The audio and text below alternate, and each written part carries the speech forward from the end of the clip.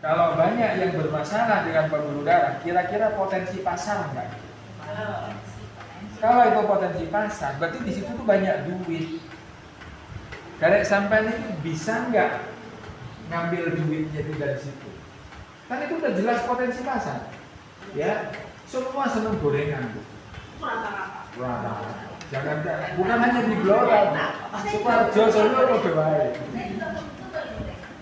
Nah, itulah karena mengandung bensin. Bantu jadi. Ada formalin. Nah, makanya kalau minyak yang bagus itu ada dua, zaitun sama minyak kelapa. Nah, ini yang bagus. Jadi kalau misalnya jenengan senang gorengan, dia makainya minyak dua, minyak zaitun sama minyak kelapa. Nah, minyak kelapa buat sendiri. Iya bisa. Minyak kelapa, kopra itu juga bisa. Ya. Kopra bisa. Nah, itu aman. Jadi makanya ke depan masyarakat kita ini penyakit itu akan semakin meningkat, terutama diabetes. Ya. Jadi kalau orang terlalu lama, terlalu banyak mengkonsumsi minyak jenuh, sel tubuhnya ini akan tertutup oleh ages. Makanya orang sakit itu kan sebetulnya karena sel tubuhnya rusak. Sel tubuh ini teman-teman itu butuh makan. Agak nih sel ya. Jadi di dalamnya sel. Nah di luarnya ada namanya membran sel. Membran sel itu tempat keluar masuknya makanan dan kotoran. Ya, jadi sel tubuh kita itu juga mengeluarkan kotoran lewatnya membran sel. Tapi kalau membran selnya ini tertutup tadi oleh lemak tadi, maka insulin, glukosa, gula darah nggak bisa masuk ke dalam sel. Maka akan numpuk di darah, maka gula darahnya nanti akan tinggi. Ya. Jadi makanya ini yang paling penting gitu ya. Jadi kalau untuk penderita diabetes, ya. Jadi kalau untuk penderita diabetes sebetulnya bukan masalah obat aja yang harus dibangun, tapi harus diganti sel tubuhnya dengan yang baru. Bagaimana cara? Ya, bagaimana cara untuk bagian ini sel tubuhnya? Halo, fokus ke sini aja dulu. Waktu kita cuma 1 jam, ya. Emang ya. Jadi sel tubuh kita ini akan tertutup ages, maka insulin sama gula nggak bisa masuk. Nah, kita mengobati diabetes gimana caranya? Munculkan sel-sel baru. Dengan apa? Aktifkan stem selnya. Produk kita SOP Subarasi itu mengaktifkan stem sel sehingga nanti akan muncul sel baru. Nah, disitulah nanti akan gula darah akan terserap, maka otomatis akan turun dengan sendirinya. Generasi sel itu ya? Iya. Jadi sel ini kalau ini nggak dapat makan, maka sel ini akan semakin mati. Makanya kalau orang menderita diabetes, sel tubuhnya semakin banyak yang mati, lama-lama kan kelihatan semakin tua. Iya, makin terus. Karena selnya semakin banyak yang mati. Ya. Iya, alur. Alur lama-lama kalau rusaknya sel udah sempurna, maka dia mati. Nah, ini ya. Jadi konsep kita regenerasi sel. Jadi kalau kita berbicara regenerasi sel, teman-teman paham ini. Boleh duit itu sangat gampang. Ya karena harus bisa cerita. Gini loh konsepnya. Dan jenengan tidak akan dapat ini. Mohon maaf nih, sampai cerita berobat ke dokter, nggak akan diceritain kayak gini. Ya, jadi sampai berobat, kasih obatnya, obat gula darah tinggi, nyok obatnya. Itu aja seperti itu. Kenapa kita bisa berbicara seperti ini? Karena ini basicnya kedokteran naturopati. Ya, jadi kedokteran yang berbicara tentang faktor penyebabnya. Itu kedokteran naturopati. Jadi naturopati itu seperti itu. Kalau yang biasa jenengan temui selama ini mungkin itu kedokteran reguler. Makanya selalu bertentangan. Ya, karena beda konsepnya. Ya nggak usah dipertentangkan. Justru nanti malah kalau bisa bersinergi. Sehingga mereka juga bisa semakin paham. Oke, sampai di sini ya paham ya. Ini kenapa ke depan itu nanti akan semakin banyak orang sakit, salah satunya faktor pengalaman. Dan di sini kita punya solusinya. Bagaimana untuk meningkatkan regenerasi sel. Ya. Terus kaitannya dengan pembuluh darah, produk kita punya paten blood circulation, melancarkan sirkulasi dalam darah dengan cara membersihkan plak kolesterol. Ingat, lemak jenuh dilawan dengan lemak tadi. Nah ini. Nah lemak tak jenuh itu dari unsur ikan.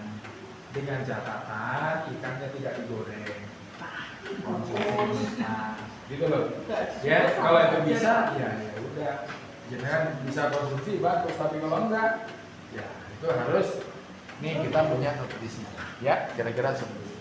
Kalau pola itu sejak kecil Pak. Gitu. Goreng ya cuma. Iya. Kita berikan itu. Nah, ini makanya berpengaruh pada angka harapan hidup. Ya.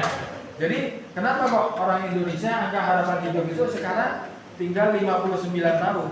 Orang Jepang angka harapan hidup masih 90 tahun. Karena dari kecil pola makannya seperti itu. Ya, dan itu cenderung ya udah itu semakin ya sampai sekarang ya stroke gitu ya, itu semakin mudah penderitanya. Karena kembali ke pola makan. Ya, oke, sampai di sini ada pertanyaan. Elastisitas pembuluh darah ke otak, berarti ini kelenturan pembuluh darah ke otak, ya. Di situ di bawah ya Pak.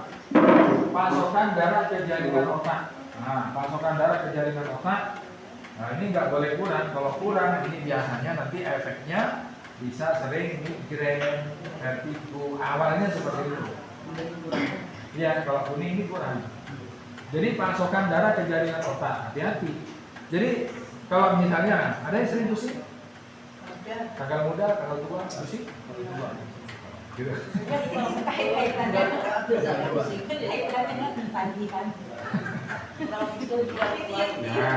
Nah, nanti kalau misalnya gini, ini pasokan darah ke jaringan otak misalnya kurang, nanti teman-teman coba langsung buka di bawah itu item nomor 32. Denyut jantung dan otak. Ya. Nah, lihat volume oksigen dalam darah di pembuluh darah ke otak sama tekanan oksigen dalam darah di pembuluh darah ke otak. Kalau ini kurang, pasti dia sering migrain, lama-lama jadi vertigo. Ya. Itu. Kenapa? Kenapa dia sering pusing? Ingat, makanan otak itu ada dua. Darah dan oksigen. Ya, kalau oksigennya kurang pasti orang itu juga akan sering pusing. Nah, dengan alat ini nanti kelihatan, oh ini volume oksigennya kurang, tekanan oksigennya kurang, saturasinya, koefisien gelombang di nadi misalnya kurang ya. Terus hambatan jantung periferal ini terlalu tinggi, jadi hambatan di jantung terlalu tinggi. Volume stroke itu menunjukkan suplai darah yang ke otak. Nah, indeks stroke itu menunjukkan potensi stroke-nya. Jadi kalau oksigen ke otak ini udah kurang, indeks stroke ini mesti meningkat. Berarti potensi terjadinya stroke jadi semakin tinggi. Apa ini? Volume stroke. Itu menunjukkan jumlah darah yang masuk ke otak.